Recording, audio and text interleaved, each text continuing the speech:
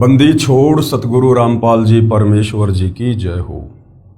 परम पिता परमात्मा सारी सृष्टि के रचनहार कुल मालिक असंख्य ब्रह्मांडों के स्वामी जगत गुरु तीनों लोकों में प्रवेश करके सबका धारण पोषण करने वाले राजाधीराज आत्माधार नाथों के नाथ देवों के देव महादेव सर्वेश्वर महेश्वर मृत्युंजय अजरो अमर आदि अनादि सनातनी प्रभु जगत पिता जगदीश्वर श्री श्री 1008 की उपाधि के वास्तविक अधिकारी अकाल मूरत शब्द स्वरूपी राम वासुदेव सर्वगतम ब्रह्म परम पूज्य प्रथम पूज्य परम संत परम पुरुष परम धनी परम दयालु सत्य कबीर हक्का कबीर अल्लाहु कबीर अल्लाहु अकबर बाखबर अल्लाह ताला जगत के तारणहार जगत के मुक्तिदाता जगत के जगन्नाथ हारे के सहारे हिंदुओं के राम मुसलमानों के अल्लाह सिखों के वाहिगुरु ईसाइयों के मसीह दया के सागर दयानिधि करुणा के सागर करुणानिधि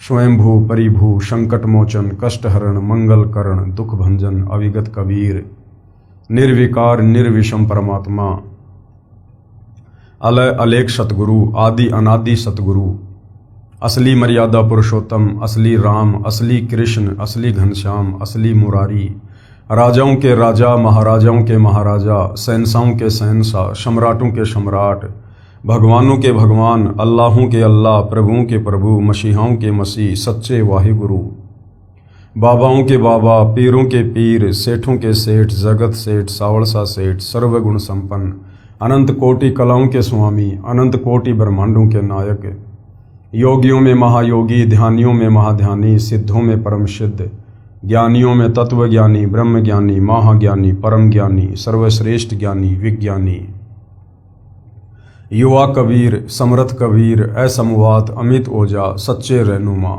करीम अल्लाह सुबहान अल्लाह दुनिया के अंतिम पैगंबर 8 सितंबर 1951 से गांव धनाना जिला सोनीपत हरियाणा भारतवर्ष की पावन भूमि पे प्रकट रियल कल्कि भगवान श्री नारायण साकार हरि श्री बाबा साहेब नूर अनंत परमात्मा सच्चे दरवेश सच्चे बाखबर संत श्रोमणी सतगुरु रामपाल जी परमेश्वर जी के चरण कमल में आप और हम सभी भाई बहनों का अनंत कोटि दंडवत प्रणाम। सच्चाई भाई और बहनों, बहुत बड़ी दया बहुत बड़ी मेहर पूज्य गुरुदेव भगवान की परमेश्वर रामपाल जी की जिनके शुभ आशीर्वाद से विशेष आशीर्वाद से उन्हीं के सत्संगों के संग्रह के ऊपर बन चुकी पवित्र आध्यात्मिक पुस्तक कबीर बड़ा या कृष्ण के ऊपर वीडियो बनाने की श्रृंखला जारी है। इसी श्रृंखला में आज हमारा ये 30वें नंबर का वीडियो है।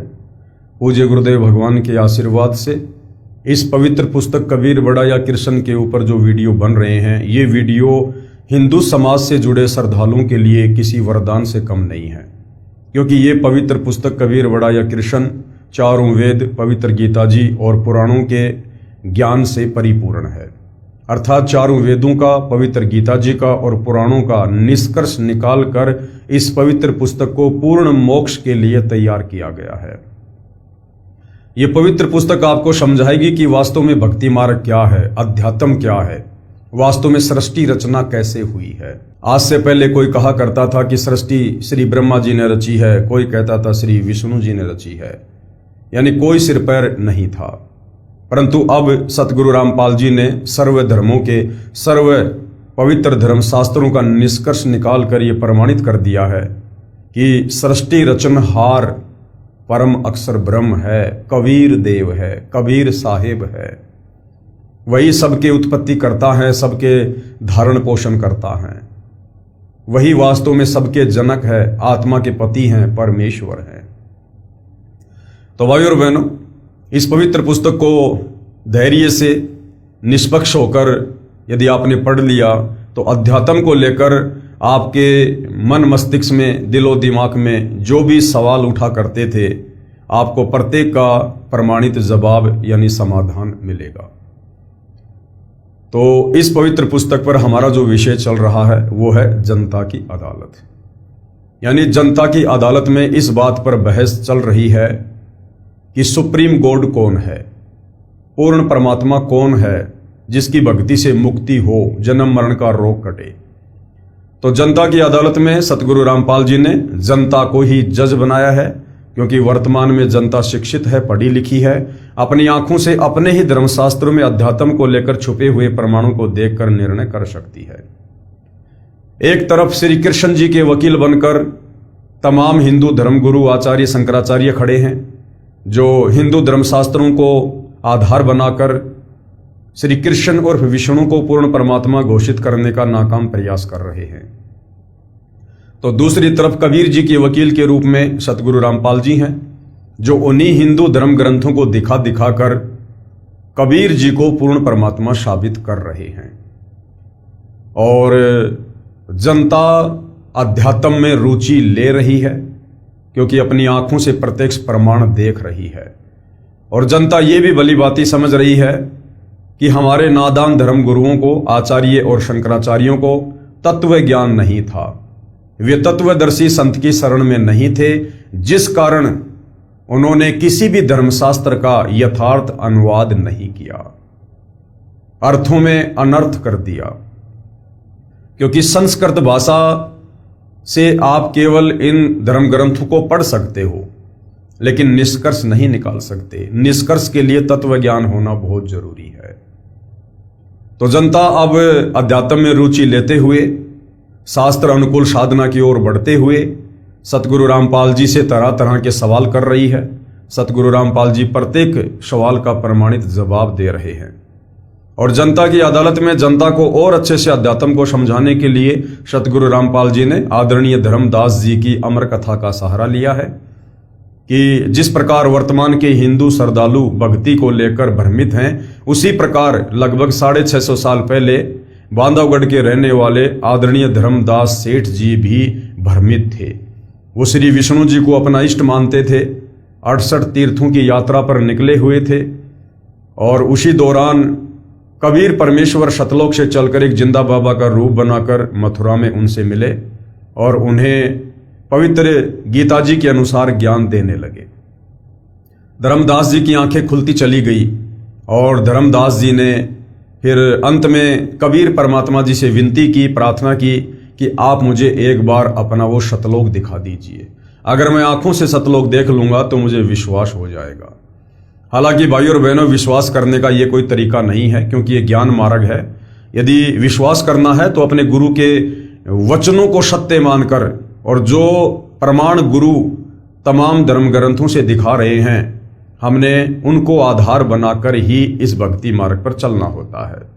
परंतु भाइयों और बहनों, वो 650 साल पहले का समय था और परमात्मा ने कुछ आत्माओं को सतलोक दिखाकर वर्तमान समय के लिए अपने गवाह भी तैयार करने थे। इसलिए परमेश्वर जी ने धर्मदास की विनती स्वीकार की और धर्मदास जी को सतलोक लेकर गए।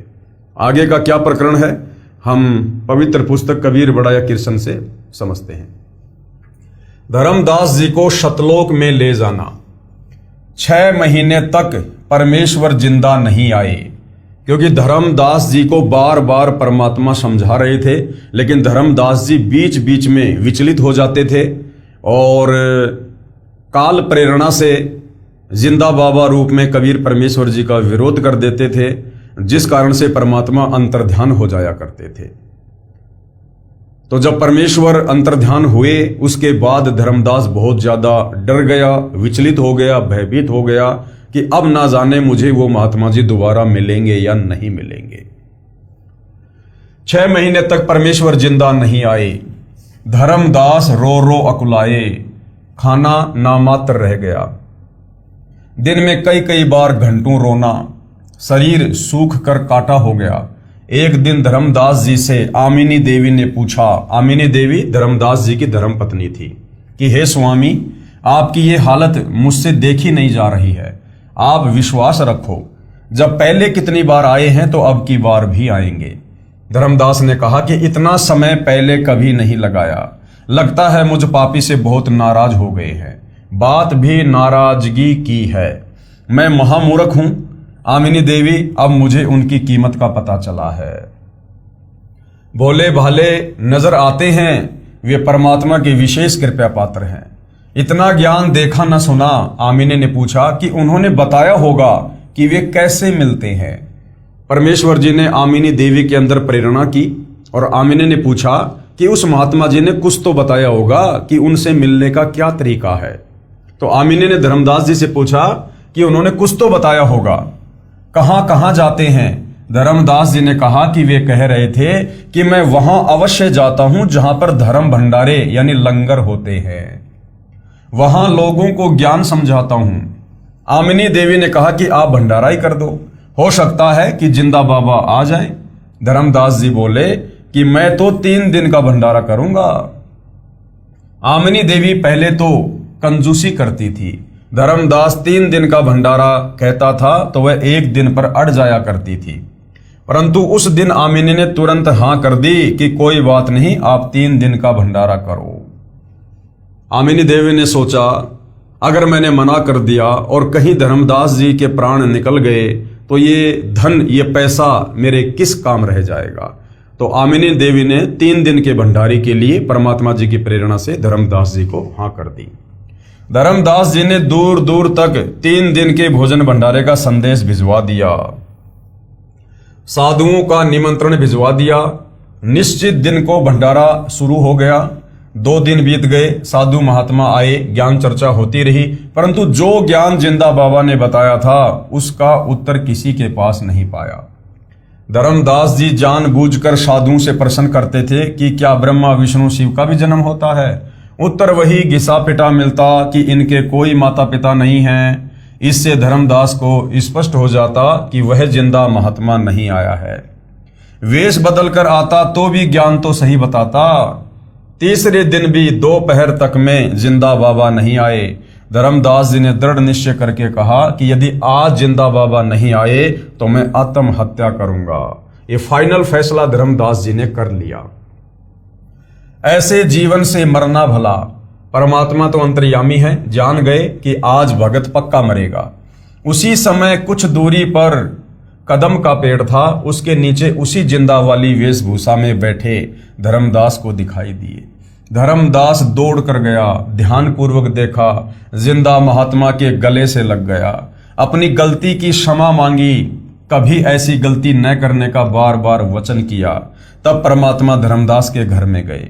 आमिनी तथा धर्मदास दोनों ने बहुत सेवा की, दोनों ने दीक्षा ली। परमात्मा ने जिंदा रूप में उनको प्रथम मंत्र की दीक्षा दी। कुछ दिन परमेश्वर उनके बाग में रहे। फिर एक दिन धर्मदास ने ऐसी ही गलती कर दी। आगे चलकर धर्मदास ने एक और ऐसी ही गलती कर दी और परमात्मा अचानक गायब हो गए। यानी धर्मदास जी ने सतलोक देखने की जिद कर ली, जबकि जिंदा बाबा रूप में कबीर परमात्मा कह रहे थे कि धर्मदास, जो मैं कह रहा हूं उसी पर विश्वास कर। अगर तुझे मेरी बातों पर विश्वास नहीं है तो क्या फायदा तुझे सतलोक दिखाने का। तो धर्मदास जी ने बहुत ज्यादा जिद कर ली, जिस कारण से कबीर परमात्मा जी फिर से अंतर्ध्यान हो गए। और अंतर्ध्यान होने का कारण यह भी था कि परमात्मा उसको दृढ़ करना चाहते थे। धर्मदास जी ने अपनी गलती को घृणा महसूस किया, खाना पीना त्याग दिया, प्रतिज्ञा कर ली कि जब तक दर्शन नहीं दोगे पीना खाना बंद। धर्मदास शरीर से बहुत दुर्लभ हो गए, उठा बैठा भी नहीं जाता था। 6ठे दिन परमात्मा आए, धर्मदास को अपने हाथों उठाकर गले से लगाया, अपने हाथों खाना खिलाया। धर्मदास ने पहले चरण धोकर चरणामृत लिया, फिर ज्ञान चर्चा शुरू हुई। धर्मदास जी ने पूछा कि आप जी को इतना ज्ञान कैसे हुआ। परमेश्वर जी ने कहा कि मुझे सतगुरु मिले हैं, वे काशी शहर में रहते हैं। थे खुद कबीर परमात्मा, लेकिन अपने आप को छुपा रहे थे धर्मदास जी के सामने। उनका नाम कबीर है, वे तो स्वयं परमेश्वर हैं, सतगुरु का रूप बनाकर लीला कर रहे हैं, जुलाहे का कार्य करते हैं।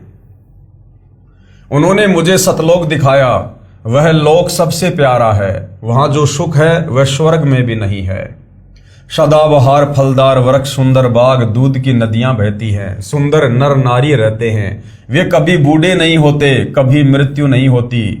जो सतगुरु से तत्व ज्ञान सुनकर सतनाम की प्राप्ति करके भक्ति करता है वह उस परम धाम को प्राप्त करता है।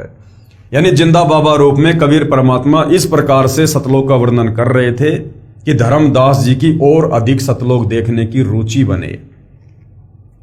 इसी का वर्णन गीता अध्याय 15 श्लोक 4 में भी है। धर्मदास जी ने हट करके कहा कि हे महाराज, मुझे वह अमर लोक दिखाने की कृपा करें ताकि मेरा विश्वास दृढ़ हो।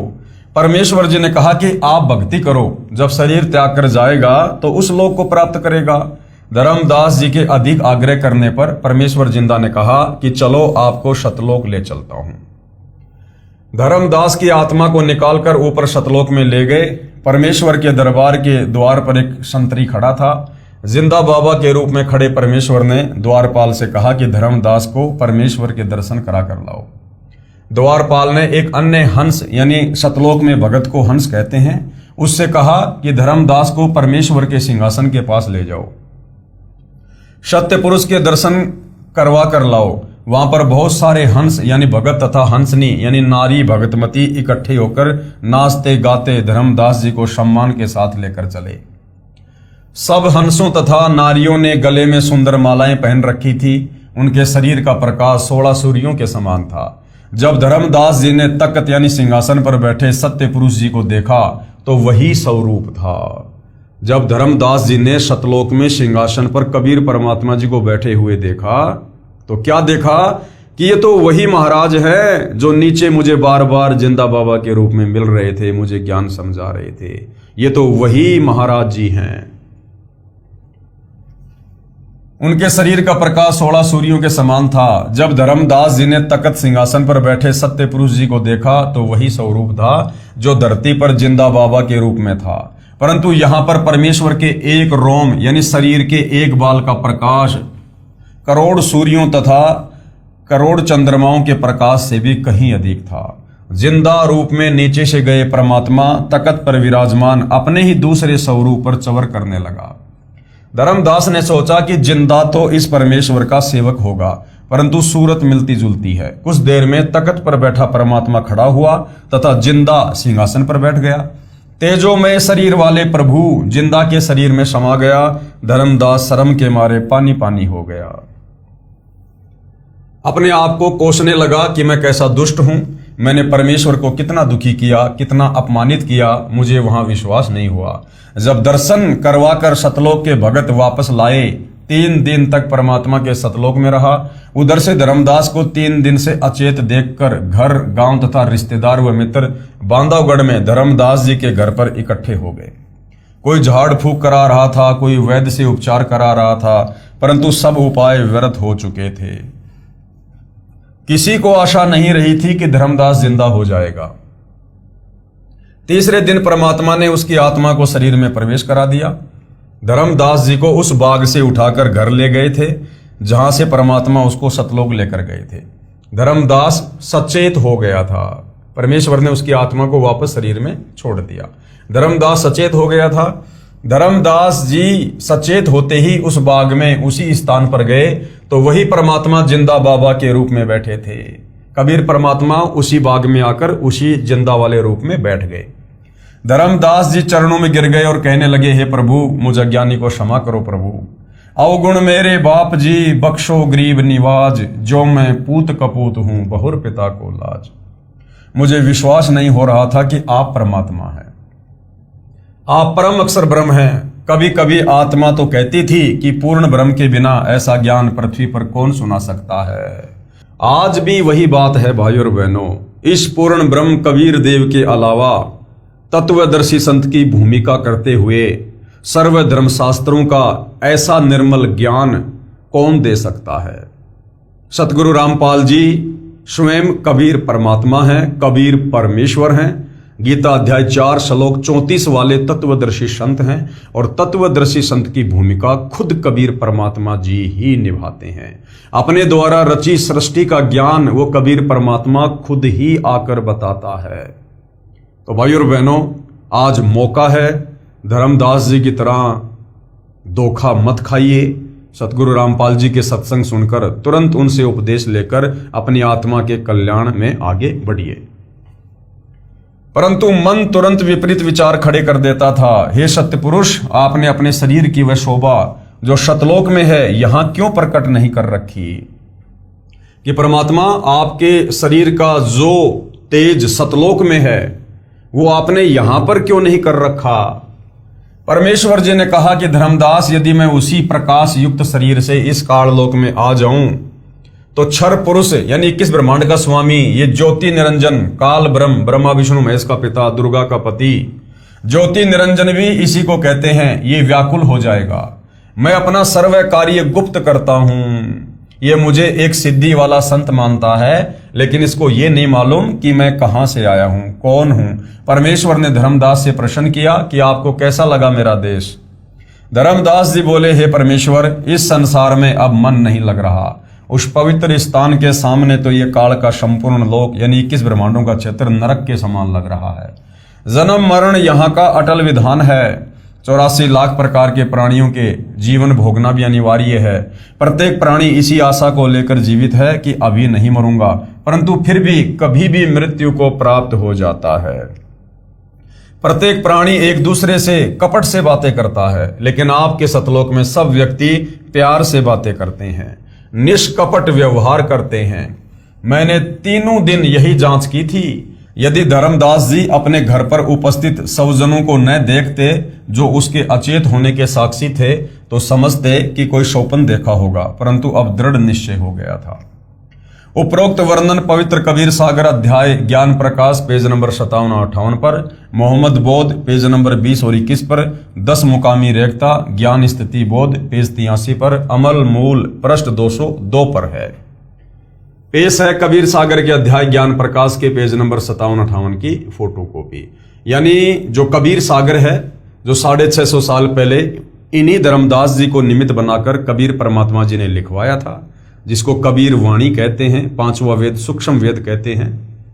उसमें इस बात का पुख्ता प्रमाण है कि किस प्रकार से कबीर परमात्मा जिंदा बाबा के रूप में धर्मदास जी को सतलोक लेकर गए और सतलोक दिखाकर उनको वापस छोड़ा। ये कबीर सागर में साफ साफ लिखा हुआ है। पेश है कबीर सागर के अध्याय मोहम्मद बोध के पेज नंबर 20 और 21 की फोटोकॉपी। यहां भी वही वर्णन है, धर्मदास जी को सतलोक ले जाना और फिर वापस पृथ्वी पर छोड़ना। उसके बाद में और वर्णन है। पेश है कबीर सागर के अध्याय अमरमूल के पेज 202 की फोटोकॉपी। यहां भी वही वर्णन है, धर्मदास जी को सतलोक दिखाने वाला। क्या गुरु बदल सकते हैं? ये अध्यात्म में एक बहुत बड़ी समस्या है। बहुत सारे जो नकली पंथ वर्तमान में चले हुए हैं, जैसे राधा स्वामी, धन धन सतगुरु, जय गुरुदेव, इन पंथों में यह कहकर भक्तों को विचलित कर दिया जाता है, काल के खूंटे से बांध के रखा जाता है कि एक बार गुरु बनाने के बाद गुरु नहीं बदला जाता। गुरु बदल लिया समझो आपने अपना खशम बदल लिया। तो परमेश्वर इस बात का भी शंका समाधान कर रहे हैं, क्योंकि धर्मदास जी ने भी एक वैष्णव संत को अपना गुरु धारण कर रखा था, श्री रूपदास जी को। तो धर्मदास जी को भी बड़ी शंका हुई कि भाई कहीं मैं गुरु बदल लूं, इससे कहीं मुझे कोई अध्यात्म में नुकसान तो नहीं हो जाएगा। क्या गुरु बदल सकते हैं? धर्मदास ने प्रश्न किया, प्रश्न नंबर 47 धर्मदास जी का। हे प्रभु, क्या गुरु बदल सकते हैं? सुना है संतों से कि गुरु नहीं बदलना चाहिए, गुरु एक और ज्ञान अनेक। उत्तर दिया सत्य पुरुष जी ने, जब तक गुरु मिले नहीं साचा, तब तक गुरु करो 10 पाचा। कि धर्मदास, अगर सच्चा गुरु मिल जाए तो गुरु नहीं बदलना चाहिए, और जब तक सच्चा गुरु नहीं मिलता है तब तक चाहे कितने ही गुरु बदलो। जिस प्रकार व्यक्ति किसी एक वैद्य यानी डॉक्टर की औषधि से ठीक नहीं हो रहा है, तो दूसरा डॉक्टर रोग कटवाने के लिए बदलना ही पड़ता है। जब तक गुरु मिले नहीं साचा, यानी जब तक वो तत्वदर्शी संत नहीं मिलता है, तब तक गुरु करो 10 पाचा, यानी तब तक गुरु बदलते रहो। कबीर झूठे गुरु के पक्ष को और तजत न लागे वार, द्वार न पावे मोक्ष का, रहे वार का वार। भावार्थ, जब तक सच्चा गुरु यानी सतगुरु ना मिले तब तक गुरु बदलते रहना चाहिए, चाहे कितने ही गुरु क्यों न बनाने पड़े और बदलने पड़े। झूठे गुरु को तुरंत त्याग देना चाहिए। कबीर परमात्मा कहते हैं, कबीर डूबे थे पर उबरे, गुरु के ज्ञान चमक, और बेड़ा देखा जरजरा, उतर चले फड़क। जिस समय मुझे सत्य गुरु मिले, उनके ज्ञान के प्रकाश से पता चला कि हमारा ज्ञान और समाधान गलत है। जो ऐसे गुरु बदल दिया जैसे किसी डर से पशु फड़क कर बहुत तेज दौड़ता है। और जैसे रात्रि में सफर कर रहे यात्रियों को सुबह प्रकाश में पता चले कि जिस नौका में यानी नाव में हम सवार हैं उसमें पानी प्रवेश कर रहा है और साथ में सुरक्षित और साबुत नौका खड़ी है, तो समझदार यात्री जिसने कोई नशा ना कर रखा हो वो तुरंत फूटी नौका को त्याग कर साबुत यानी लीक प्रूफ नौका में बैठ जाता है। मैंने जब काशी में कबीर जी सच्चे गुरु का ये ज्ञान सुना जो आपको सुनाया है, तो जाति धर्म को नहीं देखा, उसी समय सत्य गुरु की शरण में चला गया और दीक्षा मंत्र लेकर भक्ति कर रहा हूं। सतगुरु ने मुझे दीक्षा देने का आदेश दे रखा है। हे धर्मदास, विचार कीजिए, यदि एक वैद्य से रोगी स्वस्थ नहीं होता तो क्या अन्य डॉक्टर के पास नहीं जाता? धर्मदास ने कहा कि जाता है और जाना भी चाहिए, जीवन रक्षा करनी चाहिए। परमेश्वर ने कहा कि इसी प्रकार मनुष्य जन्म जीव कल्याण के लिए मिलता है, यानी मोक्ष प्राप्ति के लिए मिलता है मनुष्य जन्म। और जीव को जन्म मरण का दीर्घ रोग लगा है, ये सतनाम तथा सारनाम बिना समाप्त नहीं हो सकता। दोनों मंत्र काशी में सतगुरु कबीर जी के पास हैं, उनसे मिलते हैं, पृथ्वी पर और किसी के पास नहीं है। आप काशी में जाकर दीक्षा लेना, आपका कल्याण हो जाएगा, क्योंकि सत्य गुरु के बिना मेरा वह सतलोक प्राप्त नहीं हो सकता। धर्मदास जी ने कहा कि आप स्वयं सत्य पुरुष हैं, अब मैं धोखा नहीं खा सकता, आप अपने को छुपाए हुए हैं। हे प्रभु, मैंने गुरु रूपदास जी से दीक्षा ले रखी है, मैं पहले उनसे गुरु बदलने की आज्ञा लूंगा, यदि वे कहेंगे तो मैं गुरु बदलूंगा। परंतु धर्मदास की मूर्खता की हद देखकर परमेश्वर छठी बार अंतर्ध्यान हो गए। आंखों से सतलोक देखने के बाद, जिंदा बाबा को सतलोक के सिंहासन पर बैठा हुआ देखने के बाद भी धर्मदास डर रहा था और कह रहा था कि यदि मेरा पहले वाला गुरु रूपदास मुझे आज्ञा देगा तो मैं आपको गुरु धारण करूंगा।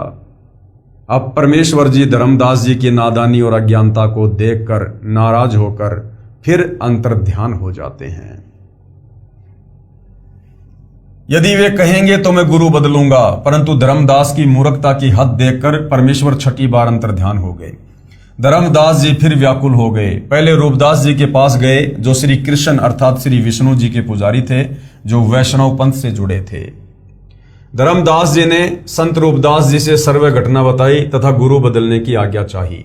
संत रूपदास जी अच्छी आत्मा के इंसान थे। उन्होंने कहा, बेटा धर्मदास, जो ज्ञान आपने सुना है, जिस जिंदा बाबा से ये ज्ञान भगवान ही बता सकता है।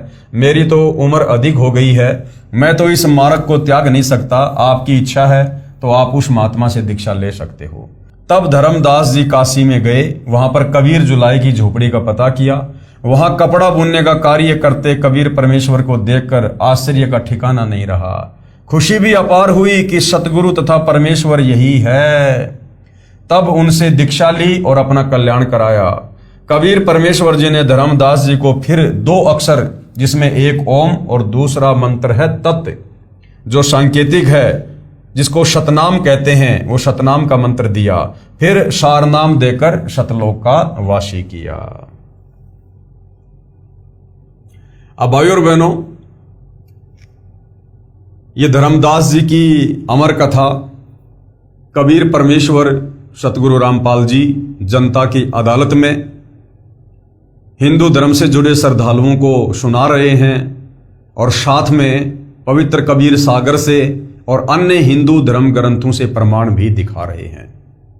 और जनता की अदालत में जनता धीरे धीरे इन सर्व धर्मशास्त्रों से ये प्रमाण देख देख कर आश्वस्त होती जा रही है कि वास्तव में इस पृथ्वी पर यदि किसी के पास सतभक्ति है, यदि कोई सतगुरु कहलाने का अधिकारी है, यदि किसी के पास शास्त्र अनुकूल साधना है, कंप्लीट मोक्ष मार्ग है, तो सतगुरु रामपाल जी के पास है। और यदि कोई पूर्ण परमात्मा है तो केवल कबीर देव हैं। और जनता अपनी तमाम शंकाओं के समाधान के साथ साथ अध्यात्म में रुचि लेते हुए निरंतर आगे की ओर बढ़ रही है। और सतगुरु रामपाल जी भी चाहते हैं कि इस जनता को नाम दीक्षा से पहले अध्यात्म से भली भांति परिचित करवा दिया जाए, उन्हीं के धर्म ग्रंथों से रूबरू करवा दिया जाए, ताकि नाम उपदेश लेने के बाद काल प्रेरणा से यदि कोई इन्हें डगमग करना चाहे तो इनके मन में कोई दोष उत्पन्न ना हो। क्योंकि एक बार सतगुरु से उपदेश लेने के बाद यदि किसी के कहने सुनने से सतगुरु के प्रति मन में दोष उत्पन्न हो जाता है तो वो भगत नाम रहित हो जाता है, उसे अध्यात्म का लाभ नहीं मिलता है। तो भाई और बहनों, ये प्रकरण धीरे धीरे चलता रहेगा। हम धीरे धीरे इस पवित्र पुस्तक कबीर बड़ा या कृष्ण के ऊपर आगे बढ़ते रहेंगे। तो आज के इस प्रकरण में हम केवल इतना ही लेंगे। आगे का जो प्रकरण है वो है कि कबीर सर्जन करता है, यानी कबीर ही सारी सृष्टि का उत्पत्ति करता है, सर्व ब्रह्मांडों का रचयिता है, पूरी कायनात को बनाने वाला है, सर्व भगवानों को उत्पन्न करने वाला है। पेश है 6 गवाह। कौन कौन वो महापुरुष हैं जिन्होंने कबीर जी के सतलोक को देखा, जिन महापुरुषों की आत्मा को शरीर से निकालकर कबीर जी सतलोक लेकर गए, उन्हें सर्व ब्रह्मांडों से परिचित करवाया, ब्रह्मा विष्णु महेश से परिचित करवाया, धर्मराज के दरबार में ले जाकर उन्हें सब कुछ आंखों दिखाया, दुर्गा जी का लोक दिखाया, ज्योति निरंजन का 21वां ब्रह्मांड दिखाया जहां पर ये खुद बैठा रहता है, तपतशिला दिखाई, स्वर्ग दिखाया, नरक दिखाया, अक्षर पुरुष के 7 संग ब्रह्मांड दिखाए और जहां अक्षर पुरुष बैठा रहता है वो जगह दिखाई। उसके बाद सतलोक लेकर गए, सतलोक की सर्व रचना से परिचित कराया, वहां के सर्व सुखों से परिचित करवाया और नीचे आकर उन तमाम आत्माओं ने डंके की चोट पर आंखों देखा हाल धर्म ग्रंथ लिख लिख कर या वैसे भी वाणी और चौपाइयों के माध्यम से, दोहों के माध्यम से देश और दुनिया को जगाया। और उन महापुरुषों के आज वो पवित्र ग्रंथ भी हमारे समक्ष उपलब्ध हैं, रूबरू हैं।